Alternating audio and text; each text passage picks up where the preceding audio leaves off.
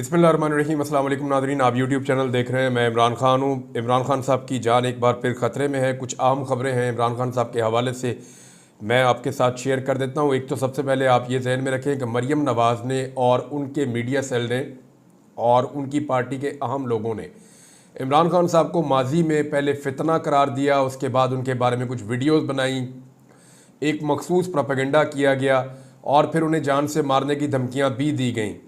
फिर हमने देखा कि इमरान खान साहब पे गोलियां चल गईं और आज तक उन्हें इंसाफ नहीं मिला। इमरान खान साहब की जान को अल्लाह रब्बुल इज़्ज़त ने बचाया था, वैसे वही पैदा करने वाला और वही बचाने वाला है, लेकिन बाल बाल इमरान खान साहब बचे थे। अब मरियम नवाज़ ने एक मरतबा फिर धमकी दी है। मैं उनके अल्फाज आपको बता देता हूँ। मरियम नवाज़ ने कहा कि मैं ये पेशगोई करके जा रही हूँ कि ये फितना भी ख़त्म हो रहा है और इस फितने की फितनाबाजी भी ख़त्म हो रही है। तो ये मरियम नवाज़ साहिबा ने कहा और एक मरतबा फिर इमरान खान साहब को जान से मारने की धमकी दी है। ये वज़ीर आला पंजाब है। याद रखिएगा कि जाली वज़ीर आला पंजाब मरियम नवाज़ है। ये इलेक्शन हार गई थी, खुद भी अपना इलेक्शन महर शराफत अली से हार गई थी और पंजाब में ये अकलियत में है। ये बहुत थोड़ी सी सीटें जीते थे, लेकिन इनके वालिद ग्रामी की ख्वाहिश के ऊपर इनको वज़ीर आला पंजाब बनाया गया है। अब इमरान खान की जान एक बार फिर ख़तरे में है और पहले भी इमरान खान को कत्ल करने की कोशिश 2 मरतबा हो चुकी है। इमरान खान साहब के बकौल ख़ुद वो कह रहे हैं कि उनकी जान ख़तरे में है और इस वक्त वो पंजाब की एक जेल में कैद हैं और पंजाब की वज़ीर आला की जानिब से एक ऐसा स्टेटमेंट इंतहाई खौफनाक है। इमरान खान साहब की फैमिली, इमरान खान साहब की पार्टी, वो ये बार बार बता चुके हैं कि जेल में इमरान खान के साथ इंतहाई बदसलूकी की जा रही है। अब वज़ीर आला खैबर पख्तूनख्वा, पाकिस्तान तहरीक इंसाफ और इमरान खान साहब की फैमिली की ये जिम्मेदारी है कि वो वकला के ज़रिए से आला अदलिया से रुजू करें और बताएं कि जिस जेल में इमरान खान साहब कैद हैं वहाँ पे उनकी जान को ख़तरा है, क्योंकि उस सूबे की वज़ीर आला ने ये ओपनली कह दिया है। अब बजाय इसके कि इमरान खान साहब को इस सूबे की जेल में रखा जाए, मेरे ख्याल में उनका सूबा तब्दील किया जाना चाहिए और खैबर पख्तूनख्वा भी हो सकता है, कोई और सूबा भी हो सकता है, लेकिन इमरान खान को वैसे रिहा ही किया जाए तो ज़्यादा बेहतर है, क्योंकि निज़ाम इमरान खान से लड़के देख चुका है और निज़ाम को बुरी तरह शिकस्त हुई है, लेकिन इमरान खान हार नहीं मान रहा है। मिसाल के तौर पे इमरान खान साहब का आप कल वाला स्टेटमेंट देख लीजिए कि कल ही इमरान खान साहब ने कहा कि मुझे मिलिट्री कोर्ट में ले जाओ या जहां मर्जी ले जाओ, एक कदम भी अपने मौक़िफ़ से पीछे नहीं हटूंगा, अवाम के हुकूक और जमहूरियत के लिए मैं डटा रहूँगा, कोई डील नहीं होगी, ये इमरान खान साहब ने कहा। फिर इमरान खान साहब ने यह भी कहा कि जानवरों को भी ऐसे नहीं रखा जाता जैसे मुझे रखा गया है। ये वो आदमी है जिसने शहजादों की तरह अपनी पूरी ज़िंदगी गुजारी है और आज वो इस कौम के लिए, आप लोगों के लिए, आप लोग सुन रहे हैं, उसने अपने आप को किस हाल से दो चार कर दिया है। बार बार उसे डील ऑफ़र की गई। कब कब इमरान खान को क्या क्या डील ऑफ़र की गई वो मैं आपको अभी बताता हूँ, ये रिकॉर्ड पर रहनी चाहिए चीज़ें। लेकिन मरियम नवाज़ का कंडक्ट अगर आप देखें तो ये एक सैडस्ट माइंड सेट है। मरियम नवाज़ जो है वो एक सफाकियत है उनके दिमाग में। उसका अंदाज़ा आप यहाँ से लगाएं ना कि बच्चे निकले एहतजाज करने के लिए, मार मार के बच्चों को लहू लहान कर दिया, बजाय इसके कि बच्चों से माफ़ी मांगी जाती और ये कहा जाता कि बच्चों कोई गलत फहमी हुई है या हम इंक्वायरी करवा लेते हैं। बच्चों को उठाकर जेलों में डाल दिया, उन्हें लॉकअप्स के अंदर बंद कर दिया। तो ये सफाकियत की इंतहा है। जो शहीद अरशद शरीफ की डेड बॉडी के साथ मरियम नवाज़ ने किया वो सफाकियत की इंतहा है। बच्चों पर तशद्दुद, ख़वातीन पर तशद्दुद, ख़वातीन की गिरफ्तारियाँ, सड़कों पर घसीटना, रबड़ की गोलियाँ मारना, ये सारा कुछ सफाकियत नहीं है तो और क्या है। और जो सलूक अपने पॉलिटिकल अपोनेंट्स के साथ मरियम नवाज़ ने रखा, ये तो सफाकियत की बदतरीन मिसालें। वो लोग जिन्होंने मरियम नवाज़ और इनके वालिद से बेहतरीन सलूक किया था उनको भी निशाने इबरत बनाने की कोशिश की है। मैं आपके सामने चंद नाम ले लेता हूँ। यानी अगर आप देखें उमर चीमा के साथ क्या किया है इन्होंने, आप अंदाज़ा करें ना। सिर्फ इमरान खान से वफादारी की वो सज़ा काट रहे हैं। या आप मियां महमूद रशीद साहब को देखें, मैं उन्हें मिला भी जेल में, उनकी वाकई बहुत ख़राब हालत है, लेकिन वो इमरान खान से गद्दारी नहीं करना चाहते। इसी तरह जो है वो एजाज चौधरी साहब, सेनेटर होने के बावजूद एक मरतबा भी उनको सेनेट में नहीं आने दिया। ये ऐसे जालिम लोग हैं।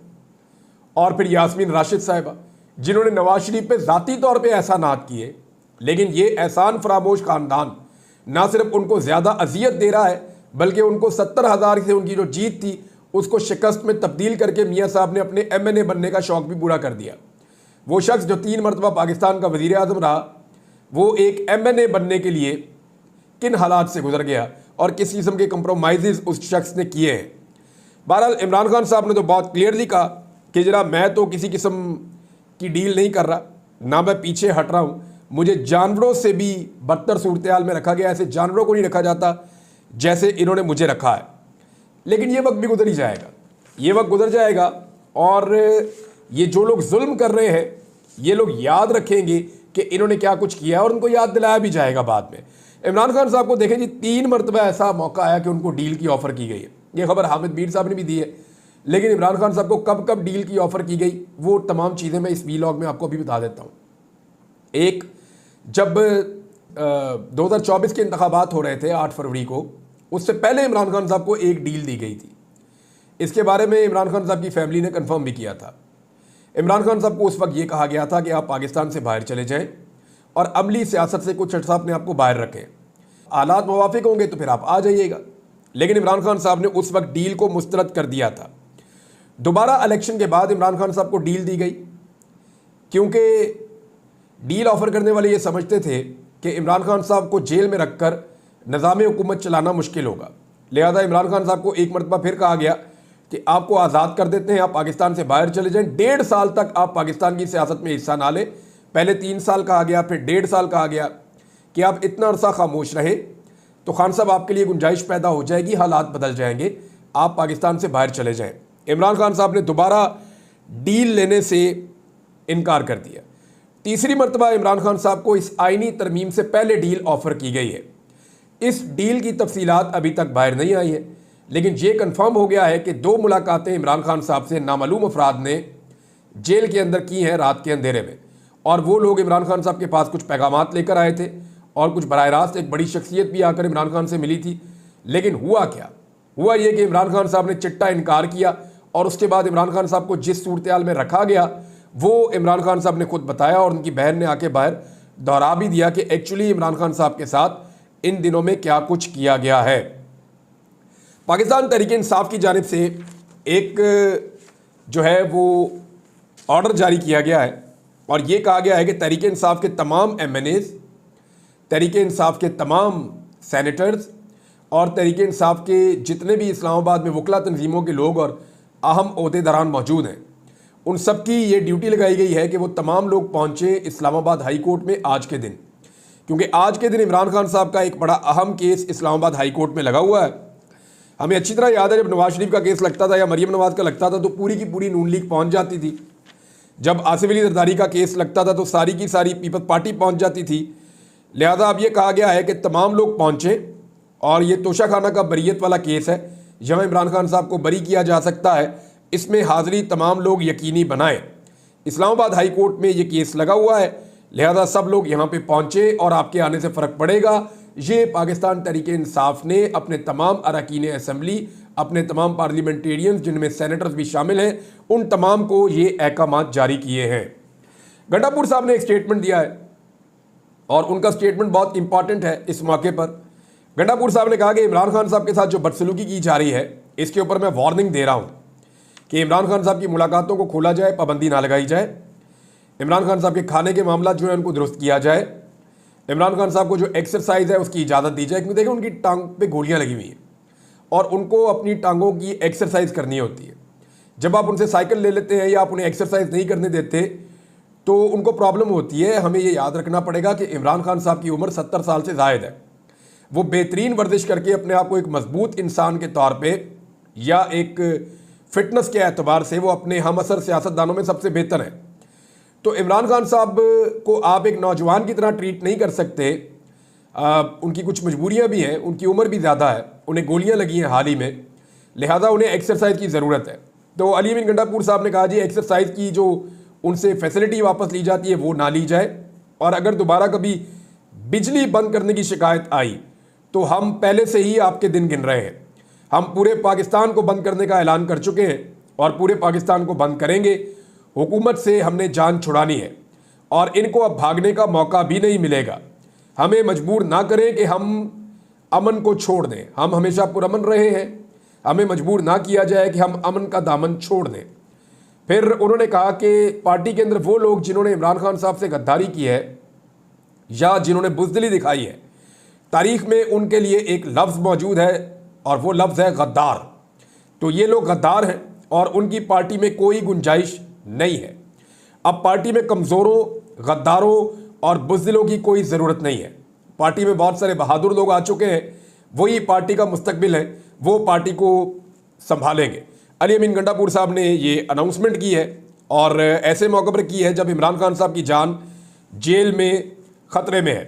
नादरीन, फस्तायत का सिलसिला अभी रुका नहीं है। इससे पहले कि मैं सुप्रीम कोर्ट ऑफ पाकिस्तान में कुछ खबरें हैं वो आपके साथ शेयर करूं, लेकिन एक चीज़ मैं आपको बताता हूं कि F7 में हाजी इम्तियाज़ MNA, ये वो MNA है जिन्हें पहले गिरफ्तार भी किया गया। इनकी बुजुर्ग वालदा का स्टेटमेंट भी आया था। पहले इनके जो भाई हैं एजाज चौधरी, वो MNA थे, इस मरतबा ये MNA बने हैं और इन्होंने सबसे ज़्यादा वोट इमरान खान साहब की सीट के बाद 2 लाख से ज़्यादा वोट इन्होंने हासिल किए हैं।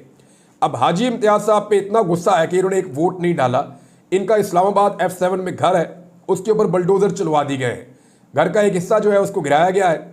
CDA का ये कहना है कि जनाब ये गलत बनाया था। तो क्या आज तो नहीं बनाया था, कई सालों से अगर गलत था तो था, पहले तो नहीं गिरा रहे थे।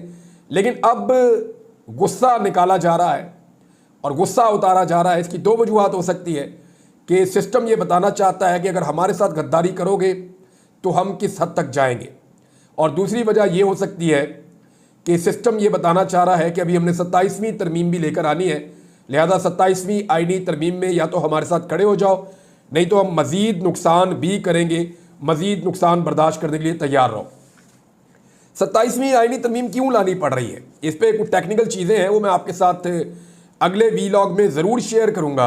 लेकिन एक चीज़ मैं आपको बता देता हूँ कि 26वीं आईनी तरमीम में कुछ गलतियाँ हुई हैं इस हुकूमत से, क्योंकि जल्दबाजी में हुई। वैसे भी प्रोफेशनल लोग नहीं है जिन्होंने ये आईनी तरमीम बनाई, ये तो लाकर सिर्फ हुकूमत के हाथ में दी गई थी कि जनाब इसको पास करवा दें, तो हुकूमत ने उसको पास करवा दिया। मौलाना साहब ने उसमें से कुछ चीज़ें निकाल दी और कुछ चीज़ें जो फ़ायदेमंद थी वो उसके अंदर रहने दी। तो मौलाना साहब के लिए फ़ायदेमंद थी, अदलिया के लिए या पाकिस्तान के लिए या आइन के लिए नहीं थी। तो अब ऐसा है कि ये आईनी तरमीम तो हो गई। अब मुझे याद आ गया कि शाहिद खकान अब्बासी साहब ने बताया कि माजी में भी ना, जब नवाज शरीफ के बाद 2/3 अक्सरियत हुआ करती थी, उस दौर में भी एक आईनी तरमीम लाई जा रही थी। 17-18 अरकान खड़े हुए, उन्होंने उठ के तारीफ़ों के पुल बांध दिए, मियाँ साहब कमाल कर दिया, मियाँ साहब ये कर दिया, मियाँ साहब वो कर दिया। तो उन्होंने कहा जी, हमने पूछा उन लोगों से, आपने आईनी तरमीम पढ़ी है जो आप तारीफ़ें कर रहे हैं? तो उनमें से किसी ने भी नहीं पढ़ी हुई थी। फिर नवाज शरीफ साहब से पता किया तो नवाज शरीफ साहब को भी नहीं पता था। तो ये आईनी तरमीम जो नवाज शरीफ साहब के दौर में जितनी भी पास हुई हैं, वो एस्टेब्लिशमेंट ने ला के रात के अंधेरे में नवाज शरीफ या शहबाज शरीफ के हाथ में पकड़ाई है, जनाब ये आईनी तरमीमें जाके पास करवा दो। और इन्होंने हमेशा अच्छे बच्चों की तरह वो आईनी तरामीम पास करवाई हैं। अब ये बात शाहिद खकान अब्बासी साहब ने बताई है।